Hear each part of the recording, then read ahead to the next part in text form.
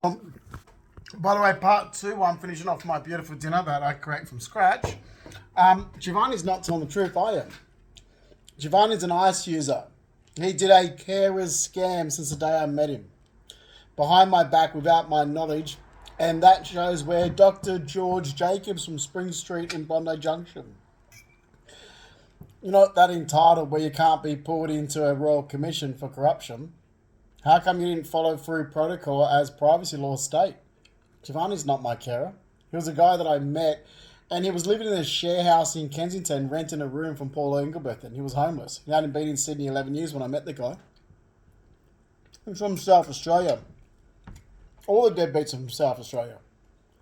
Mum's second husband's family's from South Australia. That's where you find all the deadbeat druggos. South Australia. Now, you'll see that I've put a post up with Mark Bergerham. Is it Bergerham? That's a friend of Giovanni Consalvo's from South Australia, from Adelaide. He's a meth dealer who lives with Vaughan Bly, I think it is, who is a meth dealer, friend of Mark Hennis. That's what I said to my mum years ago. I'm like, can you help me? I found out that this is all connected. And instead, all she was screaming back at me, "You're the one that did this. You let Giovanni take." It's like, oh my God, Mum, you wake up to yourself for a minute. Your son called you and said, "Help, help! My partner's been doing a carer scam. I'm getting lied about as being suicidal and having issues that I've never had because of false information being passed to actual specialist by my partner. Okay, and it's gone through government organisations. Can you help?" Mum just yelled back at me. She didn't help. She screams at me. She didn't do one thing that was asked for her to do 11 years ago. Instead, she did what she wanted to do that helps herself and helps her second husband's family. That's the fucking truth. She was asked to help correct every bullshit lie Giovanni had told since 2009. He wasn't a carer. The guy was broke-ass poor. Mark Gilchrist, his ex-boyfriend, apparently was screwing around him. It's like, you guys screw around each other. You're fucking losers. Mark Gilchrist is a big ice smoker. His friend, is it Jane Harrison? Same thing. Sorry, Jane, got to bring this up, but I'm not unfair. Jane tried to, I think Jane's nice. She tried to warn me about Giovanni. So, when I met Giovanni Consalvo, Mark Gilchrist had kicked him out. He was renting a room from Paula Engelbert, and Paula Engelbert is an ice smoker. He used to rent rooms from her place in Kensington. That was her mother's house. Her mother died, left it to her and her sister. She moved to Coleman Street, Lismore, and then since sold that and moved on. Yeah, I've got an absolute great memory.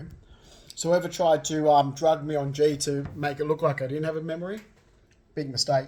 Oh, but when they drugged me on G, it wasn't just in that long glass of cola. They literally were putting G in my body wash.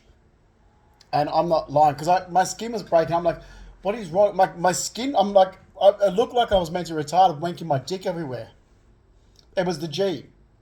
So Mark Henner, if you want to do an investigation in New South Wales, please fucking do it, you deadbeats. Mark Henner drugged his boyfriend on G at Obelisk Beach, and his boyfriend had to be airlifted. It was Mark Henner's friend Oren who told me when he was warning me that Mark Henner's drugging me on G. Peter Fry, who's a friend of Brett Aikenhead's, also drugged me on G. These people are connected because I gave Newtown Police information to Brett Aikenhead in October 2015. I said the fucking truth, you piece of shit, in New South Wales Police stabbed me in the back. You fucking corrupt little cunts. New South Wales Police, you are corrupt little fucking cunts. And that is the truth. So I'm walking around, literally half the shit was the fact that I'm washing in G. My hair product was G, and I was like, and seriously, it wasn't until Oren told me. He said, "Mark's drugging you in G." He did it to his, I'm like, for what reason? What's going on? Because I pissed off Spiro, a friend of Brett Aikenhead's, but also a friend of Stephanie DeSalis, who's also a friend of Rodney Sard's ex-boyfriend, Cameron Taylor. Yeah, because I pissed off a group of fucking faggot-ass cunts that are heavily involved in drugs. And that's the truth. And New South Wales Police are corrupt little fucking cunts. So, imagine what that did to my health. Huh? Imagine what that's done to my fucking health. And you want to talk about me going back to work? I want to talk about the actual people that should be arrested. Like, do your fucking goddamn job and arrest these criminals that cause reckless endangerment. They could have fucking killed me. Are you fucking insane, New South Wales Police? They could have fucking killed me. And you don't care. You're much like my mother. That's why this shit happens. I've got a mother that's a piece of shit that doesn't give a crap because I'm from her first husband. And that's the truth. She never did. Never cared because I'm from her first husband. And her first husband's a decent man, hard-working builder. Never, like, wouldn't hurt a fly. Her second husband's a fucking abusive piece of drug-fested, alcoholic, cannabis-smoking, heavy drug-using nurse. So there you go. So back to Giovanni. Paula Engelberthen rented these rooms up. One of them was to Giovanni, the other one was to a guy called Gary, both all ice smokers. So they live in a little ice smoking house. Check it.